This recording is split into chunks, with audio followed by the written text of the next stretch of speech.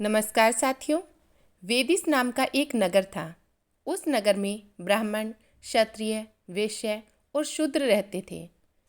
वहाँ रहने वाले सभी नगरवासी भगवान विष्णु के भक्त थे और वहाँ कोई भी व्यक्ति नास्तिक नहीं था।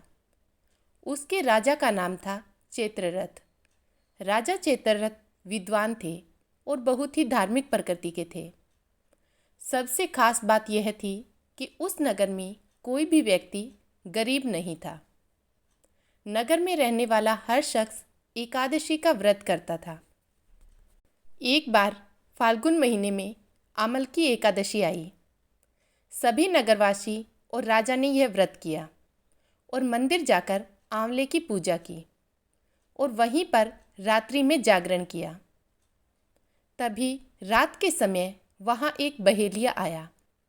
बहेलिया घोर पापी था, लेकिन उसे भूख और प्यास लगी थी, इसलिए वह मंदिर के कोने में बैठकर जागरण देखने लगा और विष्णु भगवान व एकादशी के महात्म्य की कथा सुनने लगा। पूरी रात बीत गई। नगरवासियों के साथ बहेलिया भी पूरी रात जागा रहा। सुबह होने पर सभी नगरवासी अपने घर चले गए और बहेलिया भी घर जाकर भोजन करने लगा। कुछ ही देर बाद बहेलिया की मौत हो गई, लेकिन उसने आमल की एकादशी व्रत कथा सुनी थी और जागरण भी किया था, इसलिए उसने राजा विदुरथ के घर जन्म लिया। राजा ने उसका नाम वशुरथ रखा। बड़ा होकर वह नगर का राजा बना। एक दिन वह शिकार पर निकला, लेकिन बीच में ही मार्ग भूल गया। रास्ता भूल जाने के कारण वह एक पेड़ के नीचे सो गया। थोड़ी ही देर बाद वहाँ मलेच्छ आ गए और राजा को अकेला देखकर उसे मारने की योजना बनाने लगे। उन्होंने कहा कि इसी राजा के कारण उन्हें देश निकाला दिया गया है, इसलिए हमें इसे मार देना चाहिए। इस बात से अनजान राजा सोता रहा। मलेच्छों ने राजा पर हथियार फेंकने शुरू कर दिए, लेकिन उनके शस्त्र राजा पर फूल बनकर गिरने लगे। कुछ देर बाद सभी मलेच्छ जमीन पर मरे पड़े थे। राजा की जब नींद खुली तो उन्होंने देखा कि कुछ लोग जमीन पर मरे पड़े हैं।